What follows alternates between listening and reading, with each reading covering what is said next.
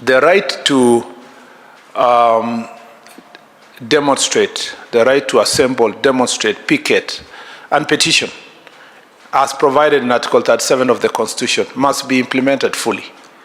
But even as we implement that right, it is important, and I appreciate the chair of the Kenya National Human Rights Commission, that we have a clear framework that enables these Kenyans to enjoy their right, and that we can separate the goons, the violent criminals from those who are enjoying this right.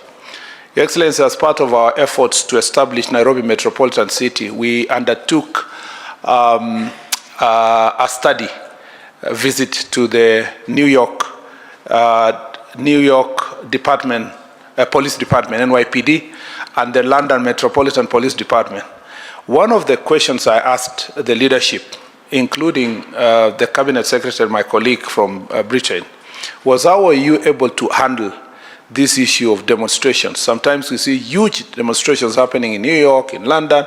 How are they able to handle them peacefully? Your Excellency, the answer was unequivocal. Both in New York, you know, New York has suffered the brunt of terrorism and all kinds of criminal activities, including gangs in Harlem and other parts of New York. They were very, very critical that they do not compromise at all the question of criminal activity. If they see even one demonstrator carrying any form of weapon, they take the severest measure against those criminals. Your Excellency, it's because these developed nations separate completely, Your Excellency, the question of exercising your right and the question of safety of their people and the safety of their nation. And you see, there can be no enjoyment of a right without the responsibility. Those who come to public to enjoy their rights, they must appreciate that they have a responsibility to protect the rights of others. If we are going to become a nation that is going to have a peaceful demonstrations, we must separate completely, both by ourselves, by our media, by political leaders. We must differentiate between gangs, goons, violent people, arsonists. They are burning courts, they are burning people's businesses. They come to the street well prepared to come and loot and terrorize people. Rapists who are coming in the name of demonstration. We must call them for who they are and separate them from peaceful Kenyans who are undertaking demonstrations.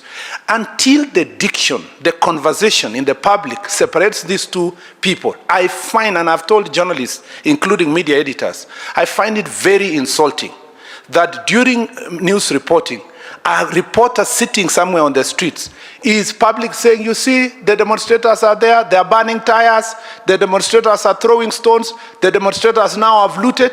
They still use the constitutional diction of assembling, demonstrating, picketing, or petitioning, using a positive language to describe criminals, Your Excellency, and therefore normalize criminal activities in the name of petitions. And this is the reason why in Kenya, you know, we are unable to separate the work of the police when they're dealing with these criminals and the ones who are dealing with peaceful Kenyans. And therefore, sometimes the greatest frustration by police officers is that they arrest someone on site.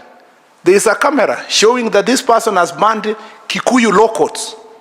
That person has banned a police station in Dagoretti. That person has banned a police station in Olkalau.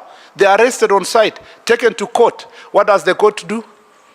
They offer fines of about 5,000, some of them on personal commitment, and they are released. And then they are glorified. Countries all over the world, where they have restored sanity in their nation, the judiciary, the executive, the legislature work together knowing that there is only one national interest. And I think I look forward to seeing the draft that the chair is going to provide and to see that national interest is going to be protected.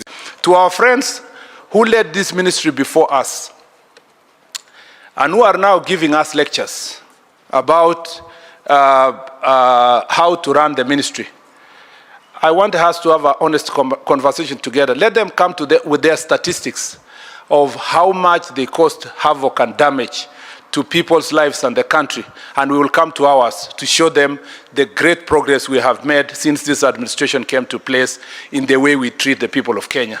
We do not want persons who destroyed our country yesterday pontificating as though we have forgotten what they did when they were here. We must be honest.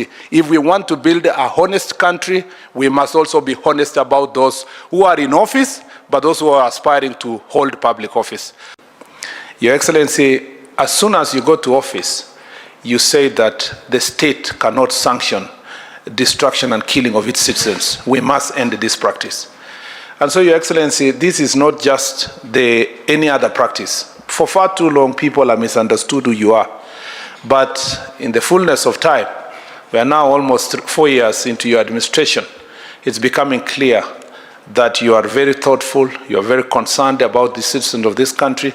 And as a person who serves in your administration, I know quite well, sitting with the Inspector General of Police, sitting together with the leaders in the security sector, we have received directions from you over and over again to be mindful of the welfare and the safety of the people of Kenya. Therefore, Your Excellency, as we move forward, we will be very deliberate in ensuring that these recommendations are implemented to the latter.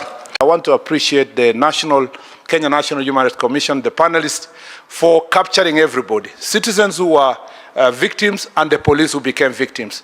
The promise I give is that as a ministry, we will work very hard to ensure that our police officers are properly trained to support support Kenyans to enjoy this right. And for as long as organizers and ourselves work together for peaceful protests, we shall ensure that our police officers are marching together, hand in hand with the demonstrators, are singing together, and by 5 p.m. everybody going home safely, and we shall not have situations where Kenyans are losing their lives.